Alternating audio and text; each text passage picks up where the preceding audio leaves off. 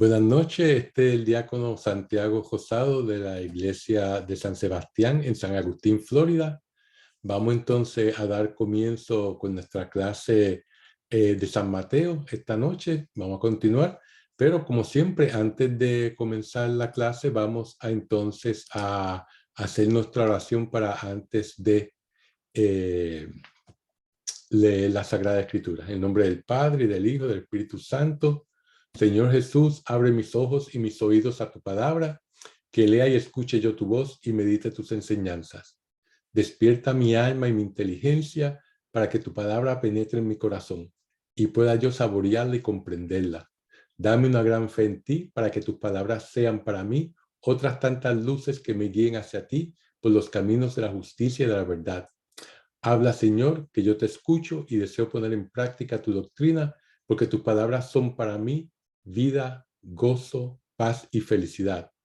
Habla, Señor, tú eres mi Señor y mi Maestro, y no escucharé a nadie sino a ti. Amén.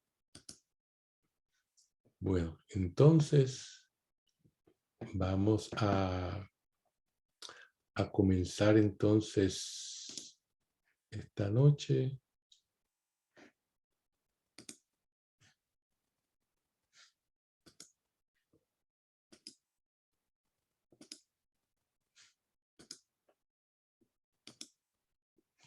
Con nuestra clase.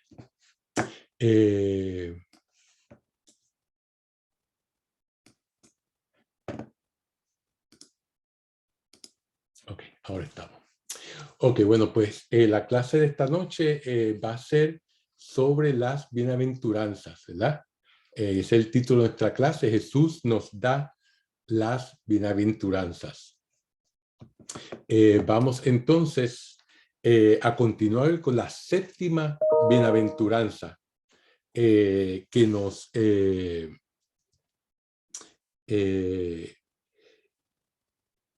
dice: bienaventurados los que trabajan por la paz, porque ellos serán llamados hijos de Dios.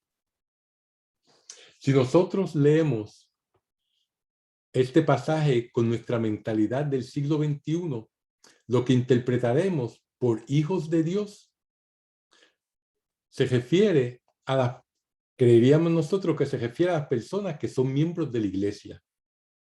Pero si vamos al libro del Génesis, en el capítulo 6, versículo 1 al 6, nos dice que los hijos de Dios son ángeles. Por lo tanto, lo que Jesús está diciendo es que las personas que trabajan por la paz en la tierra son literalmente mensajeros de Dios en este mundo. Porque la palabra ángel, como sabemos, significa mensajero. Y estas personas verdaderamente van a representar a Dios, porque lo que Dios verdaderamente quiere es paz entre Él y la humanidad. Y también entre las personas. Por lo tanto, estos hijos de Dios que trabajan por la paz van a tener un papel muy importante aquí en la tierra. La próxima bienaventuranza es: bienaventurados los perseguidos por causa de la justicia, porque de ellos es el reino de los cielos. No es que sean bienaventurados por el solo hecho de ser perseguidos, sino que son bienaventurados por ser perseguidos por causa de la justicia. Durante estas clases, una de las cosas que hemos visto es que la riqueza del es la riqueza del Evangelio de San Mateo. Y hemos enfatizado el hecho de que la fuente del Evangelio de Mateo es el mensaje de Dios a través de las escrituras hebreas y Jesucristo, quien vino a llevar a su plenitud ese mensaje de Dios. Ahora, el trasfondo de esta persecución por causa de la justicia la podemos encontrar en el libro de la sabiduría, en el capítulo 2. Estos pasajes van a explicarnos la razón por qué los discípulos de Cristo van a ser perseguidos. Pero en verdad lo que explica es la pasión de nuestro Señor Jesucristo.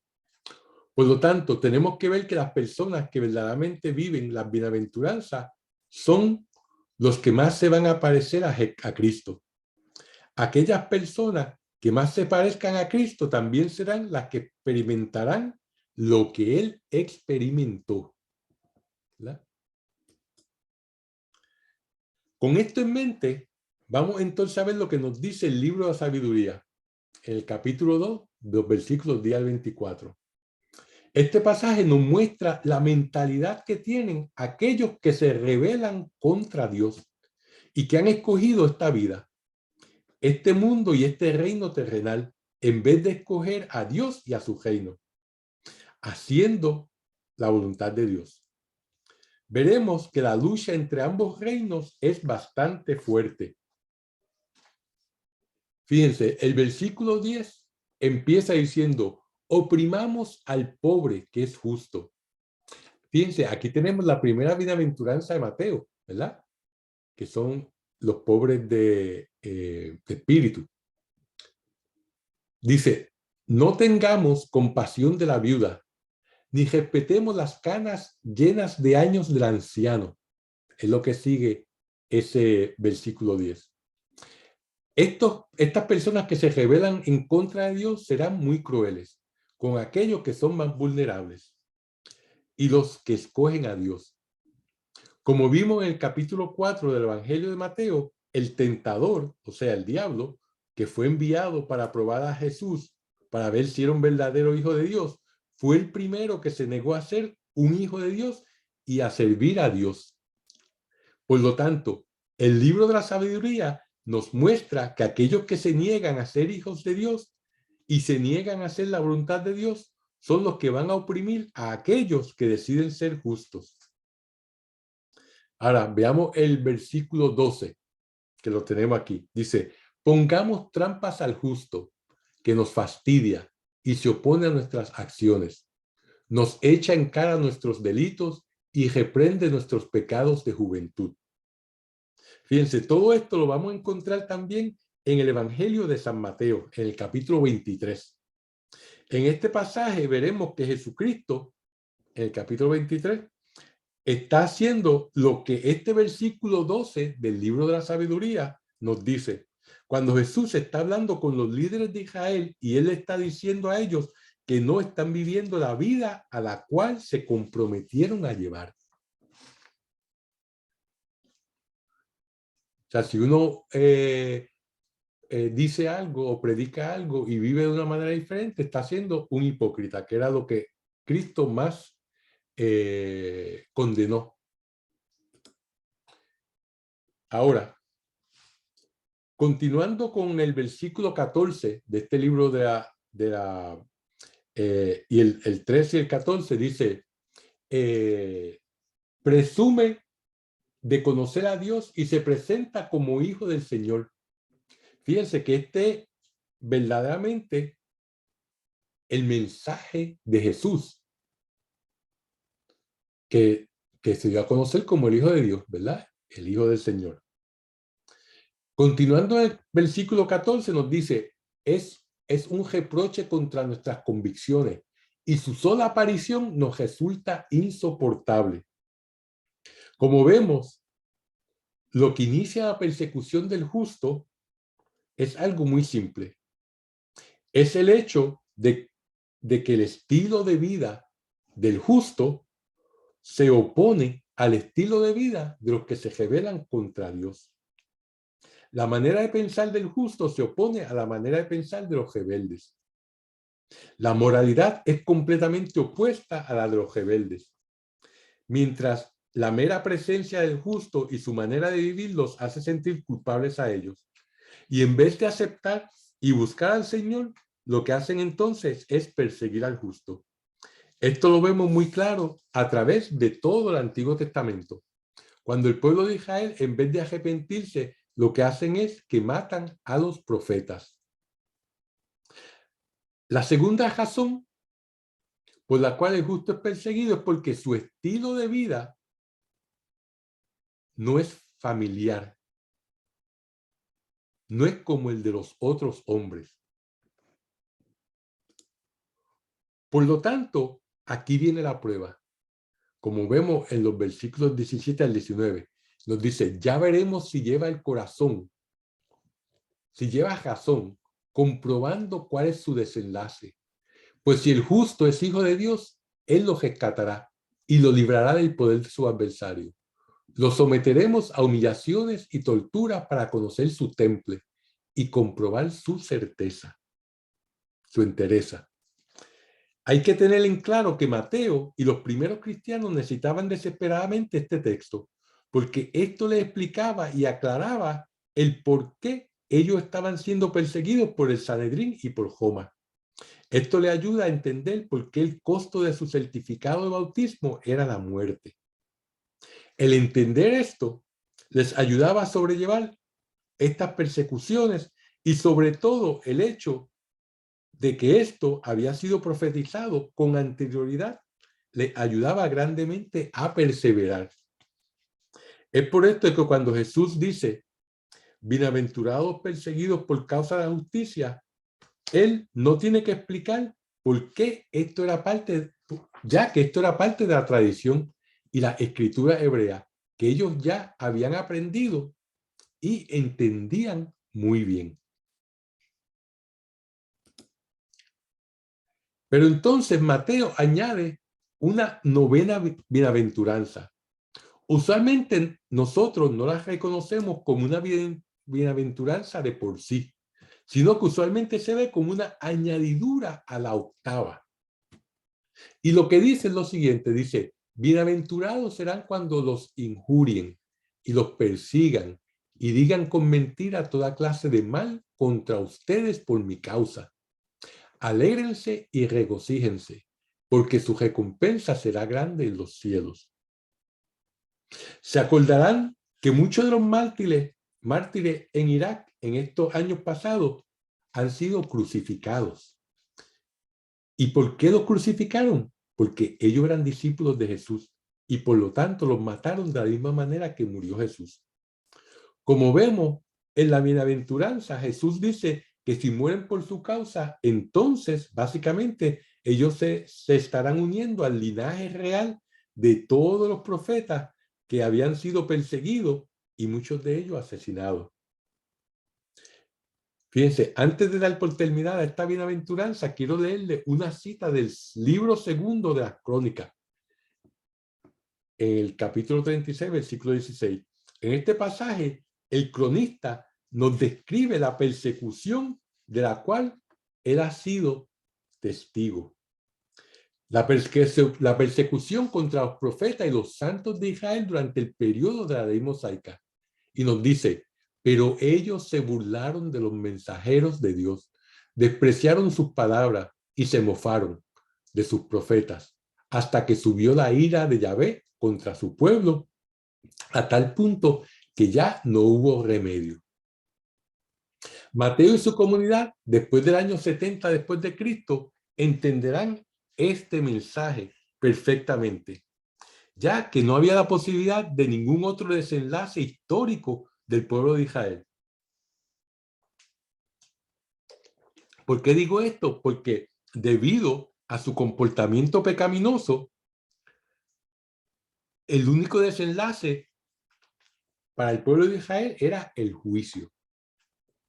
Desgraciadamente, Mateo y su comunidad estaban experimentando este juicio, porque el juicio de Israel incluyó a todo aquel que vivía en aquel momento. No importaba si eran amigos o enemigos, porque como nos dice en Mateo, versículo 45 de este capítulo, dice, Dios hace salir su sol sobre los malos y buenos y llover sobre justos e injustos. Por lo tanto, cristianos y judíos experimentaron este terrible evento de la destrucción de Jerusalén en el año 70 después de Cristo y sus subsiguientes años. Vamos ahora a ver esta diapositiva donde vamos a resumir estas reflexiones sobre las bienaventuranzas. Podríamos seguir hablando sobre las bienaventuranzas. Hay tanto material sobre ellas que estudiarlas de por sí tomaría todo un curso aparte. Fíjense, en la diapositiva vemos que la parte superior hay una fila donde se encuentran los pobres, los que lloran, los mansos y los justos. En la fila de abajo vemos las otras 4 bienaventuranzas: los misericordiosos, los puros, los que trabajan por la paz y los mártires, ¿verdad? Y obviamente no la novena, porque la novena está incluida en la octava. Lo que quiero que entiendan es que estamos viendo aquí un programa que nos va a ayudar a cómo nosotros vivir nuestras vidas. Eso es lo que son las bienaventuranzas. Son un programa de vida. Noten la conexión entre la fila superior y la de abajo, ¿verdad? Demostrada por las flechas verticales, las verdes y las negras, ¿verdad? Que los pobres son o llegan a ser los misericordiosos, y eso lo vamos a explicar más en detalle. Vemos entonces la conexión entre la primera y la segunda bienaventuranza, y así sucesivamente, conectadas con las flechas que ya les señalé. Vamos ahora a comentar este esquema para que puedan entenderlo. Este primer grupo son los pobres. Ellos son las personas más generosas de la tierra y lo más propenso a ser misericordiosos. Es por esto que las flechas señalan desde los pobres a los misericordiosos. A través de los tiempos, los pobres han sido el grupo más misericordioso, ¿verdad? Como habíamos hablado en la clase anterior, ellos son los que confían en la bondad y en la providencia de Dios.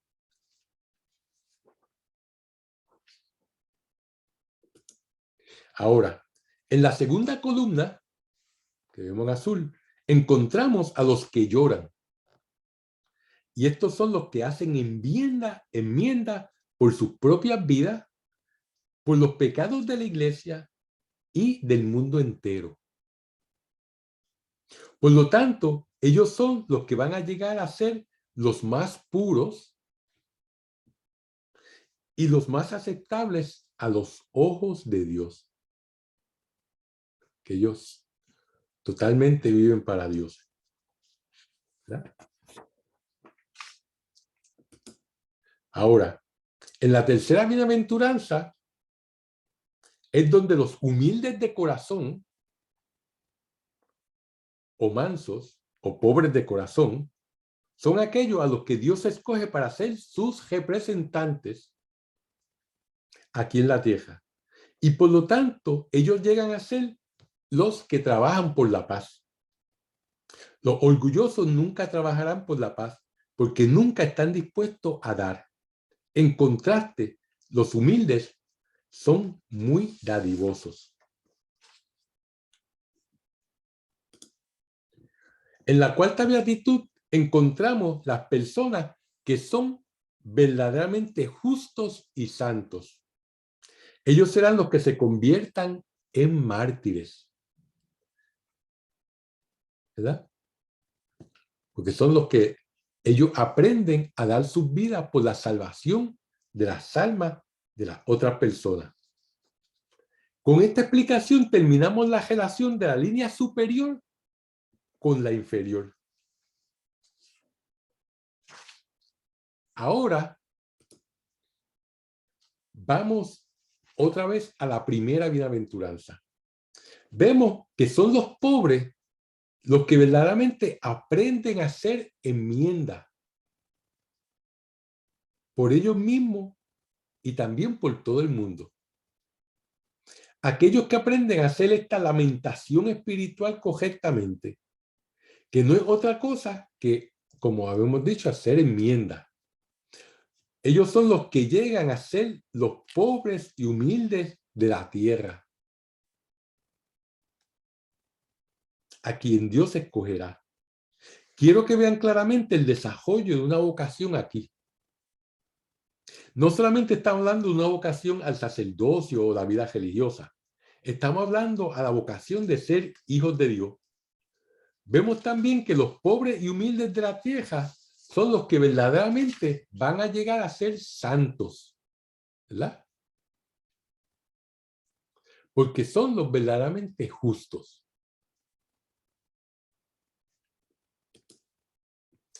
Vayamos ahora a la bienaventuranza de las 4 a las 5, donde vemos lo que son realmente santos, son aquellos que verdaderamente son misericordiosos. Como dice el versículo 48 del capítulo 5 de Mateo, dice, ustedes sean perfectos, así como su Padre Celestial es perfecto. Eso es lo que Jesús va a decir. En otra traducción, en el Evangelio de San Lucas, el capítulo 6, versículo 36, nos dice, sean ustedes misericordiosos, así como su Padre Celestial es misericordioso. Cuando vamos al libro de Levítico, capítulo 11, versículo 44, nos dice, yo soy Yahvé, Dios de ustedes, santifíquense y sean santos, pues yo soy santo. Fíjense, todos estos son atributos de Dios. Podemos ver cómo todos estos atributos de Dios nos llevan desde la cuarta bienaventuranza a la quinta.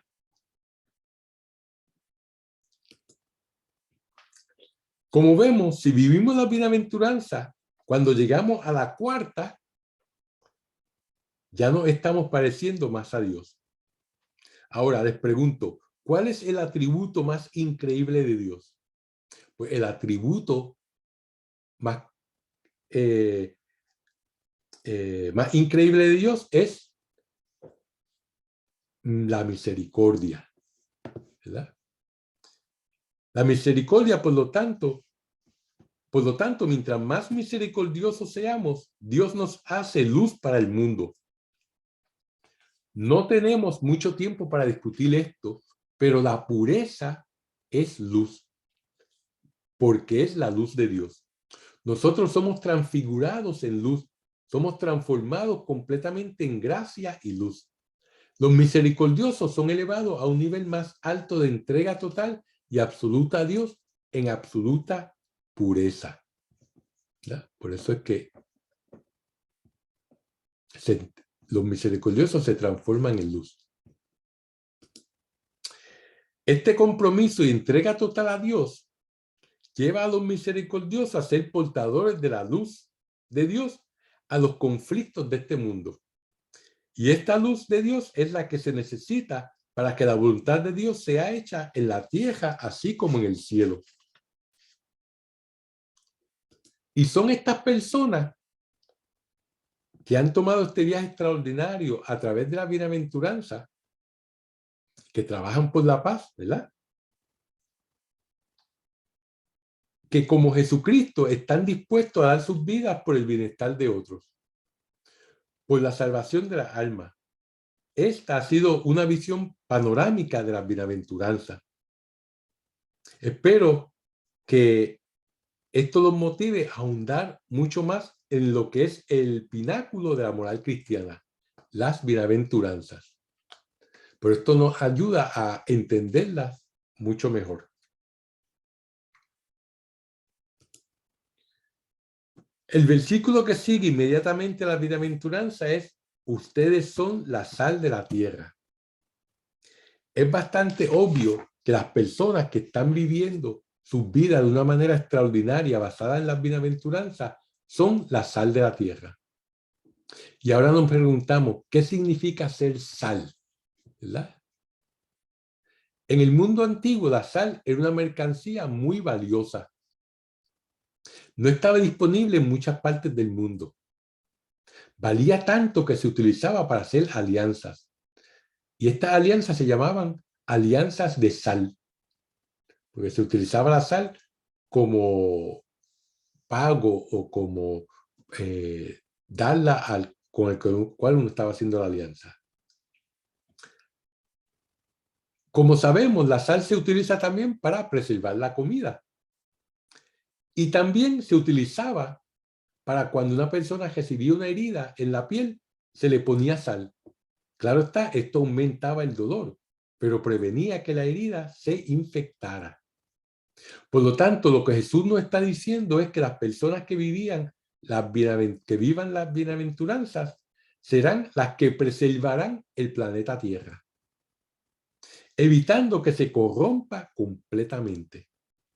Ellos serán también los que se aseguren que se haga la voluntad de Dios.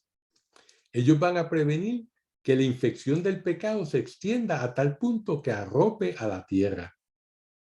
Nosotros estamos hoy en día viviendo un momento donde la infección del pecado es rampante en todo el mundo. Vemos lo que hace falta en este mundo es vivir las bienaventuranzas. Jesús nos está diciendo claramente que para evitar la corrupción del pecado en el mundo hay que vivir las bienaventuranzas. Ahora nos sigue diciendo, mas si la sal se desvirtúa, ¿con qué se la salará? Lo que nos quiere decir es que si nosotros dejamos de vivir este compromiso tan increíble que Él nos ha mostrado en esta bienaventuranza, entonces nos volveremos inútiles, desabridos para Él y para el reino de Dios. Y es por eso que nos dice, nos continúa el versículo 13, dice, ya no sirve para nada más que para ser tirada fuera y pisoteada por los hombres. Pisoteada es una expresión muy interesante, que significa que la rabia del mundo pisoteará a la iglesia, porque no está haciendo su trabajo de una forma adecuada. No estamos hablando aquí sobre el juicio, sino de la reacción del mundo hacia la iglesia, la cual se supone que se mantenga pura, santa, saludable, viva y en unión con Dios. El mundo sabe esto en lo más profundo de su ser, aunque no esté de acuerdo con la iglesia. Por lo tanto, si la iglesia falla en esta área, va a haber una reacción muy negativa hacia ella. Otra imagen bien poderosa que Jesús nos trae aquí es, ustedes son la luz del mundo. Si nosotros somos la luz del mundo y no mantenemos esa luz encendida cuando el mundo está en tinieblas, entonces nosotros somos responsables de esas tinieblas. Esto es una responsabilidad muy grande y seria, y la mayor parte de las veces no le damos la importancia de vida. Como vemos, Jesús dejó experimentar al pueblo de Israel una explosión de gracia y de sanación increíble que vimos descrita en el capítulo 4, ¿verdad? Pero a la misma vez, esto fue una llamada muy seria para que regresen donde Dios, que vuelvan a vivir en un estado de gracia y de santidad. Tengamos en cuenta que Jesús no tomó en consideración si estas personas habían estudiado la Biblia, si habían ido a retiro o si tenían dirección espiritual. Él solamente los vio como los descendientes del pueblo de Dios, quienes habían estado conscientes de la voluntad de Dios por 1400 años. De la misma manera que nosotros como cristianos conocemos la voluntad de Dios por más de 2000 años. Por lo tanto, no tenemos ninguna excusa. Nosotros hemos sido bendecidos por un cúmulo de enseñanzas bíblicas, ejemplos de santos y la tradición de la iglesia. Por todo esto que hemos recibido, de la misma manera seremos juzgados, porque al que más se le da, más se le pedirá. Jesús nos dice, ustedes son la luz del mundo. No se puede ocultarse una ciudad situada en la cima de un monte. La ciudad en la cima del monte era Jerusalén. La ciudad servía de guía a las personas que iban caminando, ya que se veía desde lejos, porque estaba en la cima de un monte. Esto nos quiere decir que todo lo que Dios hace es público. Él hizo a la iglesia pública, ¿verdad? Porque tenía que ser vista a través de todo el mundo. La iglesia tenía que hacerse sentir e influenciar a todo el mundo. Por lo tanto, tiene una inmensa responsabilidad por el mundo. ¿No suena algo injusto que porque el mundo está en problemas, la iglesia es responsable? La razón es porque nosotros, si eso está pasando, es porque nosotros no hemos mostrado nuestra luz.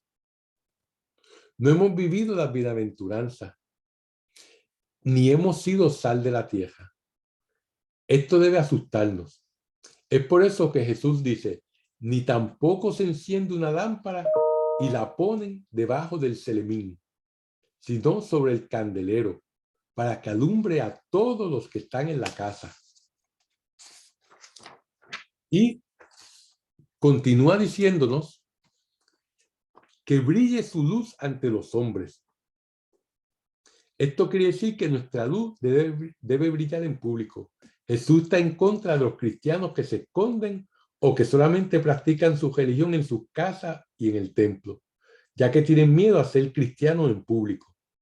Jesús nos dice, tienen que mostrar su luz para que todo el mundo la vea.